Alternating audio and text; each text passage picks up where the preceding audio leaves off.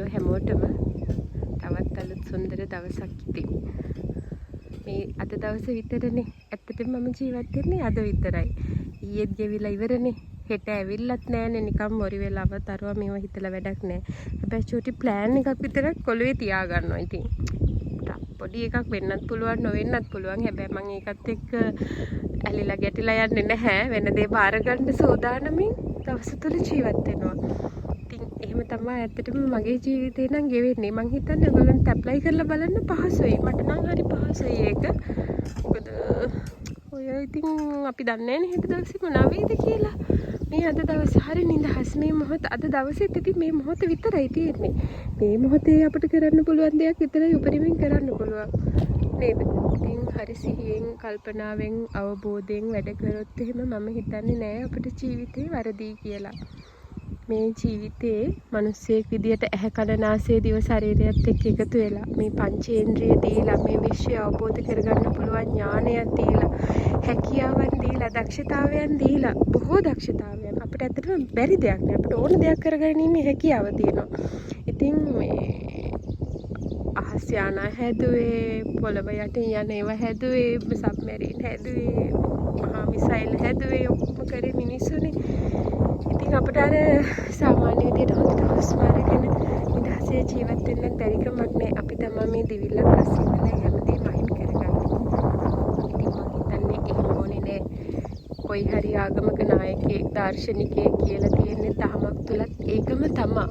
මහා විශාල අරවා මේවා පටලගෙන ගොඩවල් ගහගෙන ජීවිතේ දඟලන්න ඕනේ නැහැ. ඇත්තටම මම නම් දකින්නේ ධර්මය කියලාත්. ඔය අරවා මේවා අනුමෝදන් වෙනවා මහා විදර්ශනා භාවනා වැඩසටහන් වලට යනවා. මේවට සාමුදුරුවෝ මත් එක්ක තරහ වෙන්න එපා. කවුරුත් තරහ වෙන්න එපා. මම දකින්න දේ මම කියන්නේ. කාලේ නාස්ති කරගෙන මේ ඉතින් මේ වගේ පැලයක් හදන්න කොහොනවා. හරි මේ පැල ලොකු වෙලා ඉස්සරහට ලොකු ගස් වෙලා කන්න බොන්න පුළුවන් මිනිස්සුන්ට බඩගින්න ඉන්න කෙනෙක්ට මම නම් මේ පැල හදලා එළවලු ටිකක් හරි ගිහින් දීලා සතුට වෙනවා. හැබැයි ඒ කාලෙත් මටත් පුළුවන් ওই භාවනා මධ්‍යස්ථානයකට ගිහිල්ලා භාවනා කර කර කාලේ නාස්ති කරගෙන හරි එහෙම ජීවත් වෙන්න. ඉතින් මම නම් දකින්නේ ඒක අපරාධය කියලා ඒ කාලය. ඒකෙන් අපිට මොනවා හරි වැඩක් කරන්න හම්බ වෙනවා මේක ලොකු දෙයක් නේද? පැලක් හදලා හොඳට හුස්ම අරගෙන ජීවත් වෙලා දරුවන්ට ආශිර්වාදයක් ශක්තියක් වෙලා හොඳ දෙමව්පියෝ විදිහට නැගීගෙන මේ බාංගෙති මේ අර චූටි පැල හදපියෝ මේ අපේ ජීවිතේ වගේ තමයි. මෙයාලත් හැදීගෙන ලොකු වීගෙන එනවා ටික ටික මල් දරනවා පළ දරනවා. ඉතින් මේ අපේ ජීවිතේ මෙයාලගේ ජීවිතේ මේ චූටි මලත් ඇවිල්ලා ඉතින් මහා ලොකු වෙනසක් නැහැ. අපි තමයි මේ ජීවිතේ මේ වෙනස් කරගන්නේ. මේ අපි හිතනවා මේ අපි හිතට අහු වෙනවා. හිතට රැවටෙනවා. හිත එක එක අරමුණු ගේනවා තමයි. හැබැයි එයාගේ හැටිනේ. හැබැයි ඒ අරමුණු ඇත්ත කියලා අල්ලගෙන ඒවත් එක්ක දඟලන එක නවත්ත ගත්තා නම් අපිට ඒකට හොඳ ප්‍රඥාවක් තියෙන්න ඕනේ. හොඳ සිහියකින් ඉන්න ඕනේ. අපිට ජීවිතේ දිහා යථා ස්වභාවයේ ඇත්ත ඇති හැටියෙන් දකින්න පුළුවන් වුණා නම් මේ අරමුණු ගේන හිත මායාවක් කියලා තේරෙනවා. ඒකට මේ මහා ලොකු ප්‍රැක්ටිස් කර කර දඟල යුද්ධයක් කරන්න ඕනේ නැහැ කියලායි මම නම් දකින්නේ. මම මහා සීල් අරගෙනවත් නැහැ ජීවිතේ කවදාවත්. හැබැයි මම හිතනවා හැම වෙලාවෙම සීලෙන් ඉන්න ඕනේ කියලා කියන්නේ. කවුරු හරි කිව්වනම් සත්ත්ව මරන්න එපා, අනුන්ට හිංසා කරන්න එපා, බොරු කියන්න එපා. ඇත්තටම බොරු කියපු පුදුම ලේයර්ස් ගොඩක් මේක ඇස්සේ තියෙන්නේ. ඒ ඉහෙළම අපි කියමුකෝ අපේ ජීවිතේ නිකන් උදාහරණයක් විදියට මේ තියෙන අපේ වැරදි හරි සම්මතී අපි හොඳ නැහැ කියලා ප්‍රතික්ෂේප කරන අරවා මේවා හරි ධර්මයේ හරි මොනවා හරි ඒවලේ ඔය අතු ගහන්න තියෙනවා නම් ලොකු අඹ කොළ කොස් කොළ දෙල් කොළ වගේ ඒක ටික අඩු වෙලා ඇවිල්ලා සියඹලා කොළ නෙල්ලි කොළ අතු ගහන්න තියෙනවා වගේ ගන්නට මේ හිතේ තියෙන අකුසල් සකස් වෙනවා. එතකොට තියෙන්නේ ටික තමන්ව දැකලා තමන්ව අවබෝධ කරගෙන නිදහස් වෙන්න. එතකොට ජීවිතේ නිදහස්. මේ බලන්න ඉතින් මේ කිරි හැන්ද පැල හරි ගුණයි. මේකතනම තම්පලයටත් පැල ලයිව නම් අපි දාපු ඒවා. හැබැයි මේ කිරි හැන්ද පැල මේ සබා දහමින් පැල කරලා තියෙන්නේ මේ යායක් තියෙනවා. මට ඉතින් මේවා අහල පහලයට කඩලා බෙදන්නත් පුළුවන්. මම හරි සතුටු වෙනවා. ඉතින් මේ මඤ්ඤොක්ක දලු කන්න පුළුවන්. තව ටික කාලයක් යනකොට අල එරෙනවා. ඉතින් මේ වලේ දීප්පුත් හදලා තියෙනවා. නිදහසේ ජීවත් වෙන්න පුළුවන් නේ. අපි මේ ජීවිතේ පටල ගත්තකින් දෙහිමු. මම දකිනවා ලංකාව පුරා බොහෝ දෙනා ඒ දෙවිල්ල තුල මාත් හිටියා. මහා විශාලවට මාස්ටර් අනම්මනම් කරලා ඉගෙන ගන්න ඕනේ. මැනේජර් පුටු වල වාඩි වෙලා නිකන් අර AC room වල පොඩි ඩ්‍රීම්ස් තියෙනවනේ වාහනයක් අරගෙන.